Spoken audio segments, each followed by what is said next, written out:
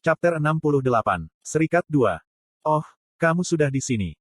Ketika kami melihat-lihat kantor, pintu terbuka, dan seorang pria yang diduga Park Sang-ho masuk. Senang bertemu denganmu. Park Sang-ho mengulurkan tangannya dengan senyum hangat. Dia memberikan kesan pertama yang baik, seperti kakak laki-laki di sebelah, karakter yang sama sekali berbeda dari dirinya yang sebenarnya. Hajin-si, kan? Iya nih. Saya menjabat tangannya. Dan aku yakin aku tidak perlu memperkenalkan diriku pada Yonha-si. Yonha tersenyum mendengar kata-kata Park Sang-ho yang bercanda. Dia menggantung jaketnya di bagian belakang kursinya, lalu mengetuk dokumen yang ditumpuk di atas mejanya. Saya tahu ini adalah program, pengalaman persekutuan, tetapi sebagian besar pekerjaan kami dilakukan di dalam ruangan. Itu sebabnya sebagian besar pahlawan tingkat pemimpin tim yang menggunakan kantor Areng memiliki 4 atau 5 pekerja kantor. Petik 2. Park Sang-ho melanjutkan dengan suara lembut. Penaklukan dan penaklukan Dungeon untuk monster dengan peringkat menengah ke atas memerlukan analisis menyeluruh di kantor ini terlebih dahulu. Dengan kata lain, pekerjaan kita dimulai di sini, dan hanya ketika semuanya sempurna kita berangkat. Tapi, ayo kita keluar dari sini sekarang. Sejujurnya, memang agak membosankan berada di sini sepanjang waktu. Petik 2. Park Sang-ho membawa kami keluar. Yonha mengikutinya segera, tetapi mataku berhenti di brankas yang terpasang di laci. Di dalamnya harus ada semua bukti yang mengutuk Park Sang-ho berkumpul tentang keluarga Yonha. Hajin-si. Ah iya. Dengan Park Sang-ho memanggil saya bergegas keluar dari ruangan. Oh benar, ada juga pesanan penyebaran berkala. Anda tahu bagaimana Provinsi Hamgyeong Utara menjadi milik monster sekarang. Petik 2. Park Sang-ho terus berbicara ketika kami berjalan. Sekitar 3.000 pahlawan bergiliran setiap bulan selama 4 hari untuk mengurangi jumlah monster di sana. Dengan begitu, tidak akan ada wabah monster karena kelebihan populasi. Setelah menjadi pahlawan, Anda akan pergi ke sana sekitar 2 kali setahun. Petik 2. Park Sang-ho berhenti di dekat ujung aula lantai 3. Kami berdiri di depan sebuah pintu yang bertuliskan, Ruang Analisis. Ini adalah tempat yang ingin aku tunjukkan kepadamu sejak aku mendengar Hajin-si adalah tempat pertama dalam teori. Park Sang-ho membuka pintu. Ruang analisis tampak sangat biasa. Di ruangan yang luas, meja, kursi, dan komputer mewah berjejer. Ada ruang konferensi terpisah di sisi lain. Besar? Bukan. Petik 2. Park Sang-ho menambahkan dengan bangga. Ruang analisis memiliki banyak pahlawan di dalamnya. Mereka semua sepertinya bekerja keras. Oh, Sang-ho-si, anak-anak ada di sini. Pada saat itu, seorang wanita yang sedang melirik dokumen mendongak dan memperhatikan kami. Ya, Hajin-si, Yonha-si, ini Yijinah. Dia pahlawan peringkat menengah tinggi. Petik 2. Hai, kamu bilang 2 dari 3 itu perempuan. Jadi kamu pasti Kim Hajin. Petik 2. Ah iya. Dunia benar-benar telah berubah. Siapa yang mengira peringkat 934 bisa datang ke guild kami sebagai bagian dari program pengalaman guild? Saya bertanya-tanya siapa yang ada di belakangnya. Petik 2. Yijinah mengungkapkan ketidaksenangannya dengan cara memutar. Namun, target ketidaksukaannya bukan saya, tapi Yonha. Tentu saja, Yonha juga tidak menatapnya dengan mata senang. Pada kenyataannya, Yijinah termasuk dalam faksi yang berbeda dalam Guild Essence of the Stride. Pemimpin faksi ini adalah Jung Hosuk, wakil ketua guild. Tetapi karena dia akhirnya akan beralih ke faksi Yonha dan menjadi wakil ketua guild, dia bisa dikatakan sebagai karakter penting untuk diperhatikan. Tapi Hajin-si adalah peringkat 1 dalam teori. Park Sang-ho membelaku. Haha, teori peringkat 1. Itu luar biasa, saya juga. Tetapi Taruna tidak benar-benar belajar banyak, jadi jangan terlalu percaya diri. Petik 2. Yijinah melepas kacamatanya saat dia terkekeh. Kemudian, dia mengetuk dokumen yang baru saja dia baca. Nah, teori peringkat 1 Kim Hajin-si, apakah Anda ingin melihatnya? Hei, kamu tidak bisa menampilkan data internal guild dengan mudah. Itu tidak terlalu penting. Yijinah bangkit. Sama seperti di pengaturan saya, dia cukup tinggi, membuat saya mengambil langkah mundur tanpa sadar. Dia tampak sedikit lebih tinggi dariku. Sini, itu adalah salinan, sehingga Anda dapat melakukan apapun yang Anda inginkan dengannya. Jangan merasa tertekan. Petik 2. Yijinah menyerahkan dokumen yang sedang dibacanya. Saya mengambilnya sekarang dan meliriknya. Meskipun ditulis dalam bahasa Korea, sebagian besar diisi dengan persamaan dan ekspresi matematika. Lihatlah. Meski begitu, aku ragu seorang anak bahkan bisa mengenalinya. Petik 2. Saya sedikit terkecuali karena dipanggil anak-anak.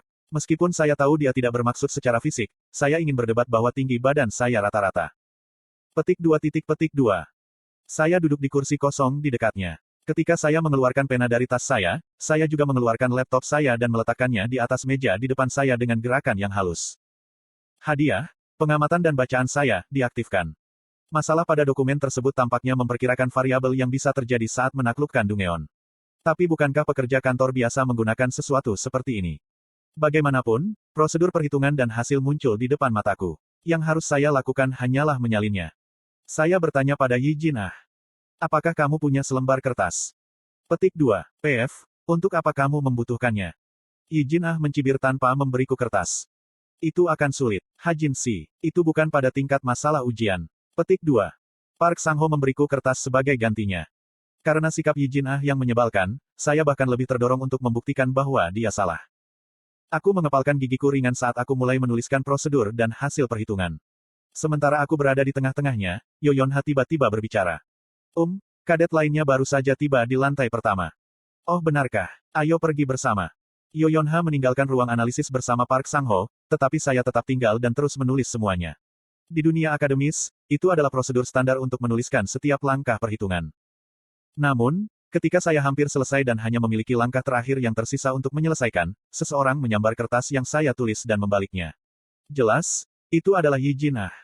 Dengar, nak, berhentilah membuang waktumu dan matikan. Tidak bisakah kamu melihat? Dua lainnya sudah pergi. Petik 2.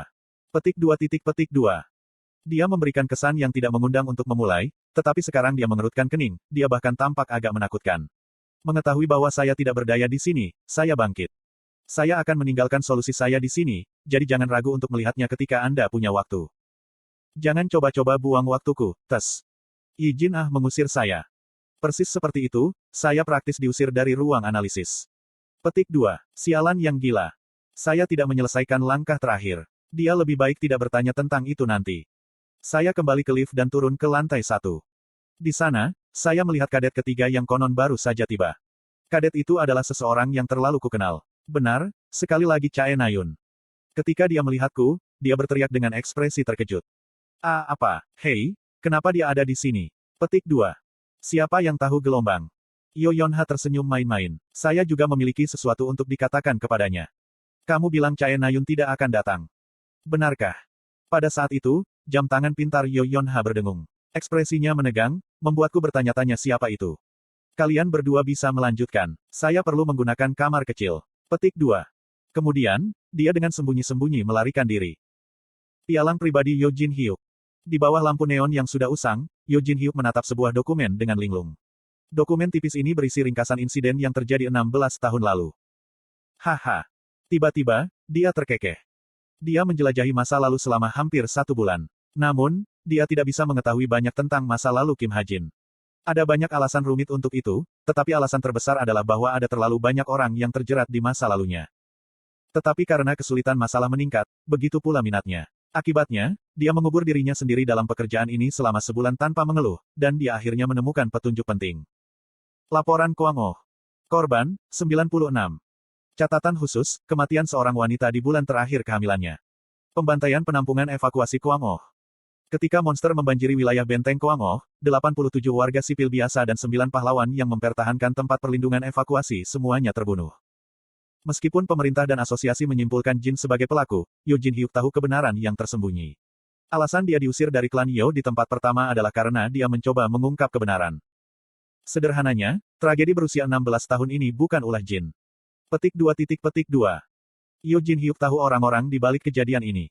Mereka semua adalah figur yang kuat yang tidak berani disebutkan oleh kebanyakan orang. Pertama adalah Kim Sukhoi, yang saat itu adalah Presiden Korea Selatan. Yang kedua adalah Choi Jo-chul, Presiden konglomerat Daehyun. Yang ketiga adalah Yo Tae-ho, kakek Yoyonha dan ayah Yo Jin Hyuk sendiri. Tentu saja, dari sudut pandang mereka, mereka hanya membunuh beberapa serangga berbahaya. Untuk mencegah siapapun mengetahui, mereka telah mempekerjakan sebuah organisasi yang hanya beroperasi dalam kegelapan. Mereka bertiga mungkin bahkan tidak ingat kejadian ini. Tetapi jika ada yang selamat dari insiden ini, jika orang tua Kim Ha-jin menjadi korban pembantaian ini, dan jika ibunya adalah wanita hamil yang tertulis dalam laporan. Tentu saja, itu masih hanya teori yang tidak dapat diverifikasi. Tapi Yo Jin Hyuk bertanya-tanya, mengapa keponakannya ingin menggali masa lalu pria ini. Menghela nafas panjang, Yo Jin Hyuk memanggil Yoyonha. Dia mengambil hampir seketika. Halo. Ya, Paman. Petik 2. Kamu terdengar lebih cantik sekarang, nak. Bukankah itu, apa yang terjadi pada apa yang aku minta? Yo Jin Hyuk dengan santai memolesnya. Oh itu, aku belum mengusahakannya. Saya sudah terlalu sibuk. Petik 2. Apa? Anda bercanda, kan, Paman? Suara marah Yoyonha menyengat telinga Yo Jin Hyuk.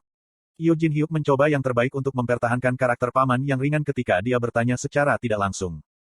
Hahaha, maksudku, kenapa kamu tetap mencari orang tuanya? Itu bukan urusan Anda. Bagaimana dengan dia? Apakah dia ingin menemukan orang tuanya? Petik 2. Ini adalah pertanyaan yang sangat penting. Jika dia tidak ingin mencari tahu, jika dia hanya ingin menjalani hidupnya seperti semula, semuanya akan baik-baik saja. Ya, kemungkinan besar. Petik 2. Dan bagaimana kamu tahu itu? Ada apa dengan semua pertanyaan ini? Kamu tahu, informasi adalah emas. Jika saya tahu bagaimana dia menjadi yatim piatu, saya bisa menyelesaikan lebih cepat. Petik 2. Alasannya tampaknya cukup persuasif saat Yo Yonha terdiam sesaat. Segera, Yo Yonha berbisik dengan suara yang jauh lebih tenang dari sebelumnya. Kau tahu, kupikir orang tuanya terlibat dalam kejahatan. Dia memiliki daftar kriminal buronan yang dihafal. Mendengar ini, Yo Jin Hyuk tidak bisa menahan nafas. Dia menghafal seluruh daftar. Iya nih, saya pikir dia mencapai titik tertentu dalam penyelidikannya sendiri. Petik 2. Benar, kamu bilang dia pintar.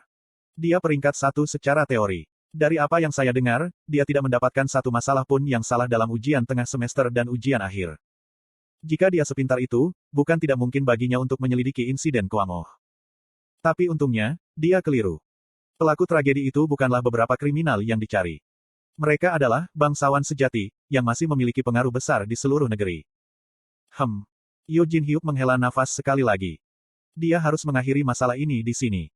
Jika dia menggali terlalu dalam dan diperhatikan oleh Kojer tua itu, dia tidak akan bisa menjamin keselamatannya sendiri.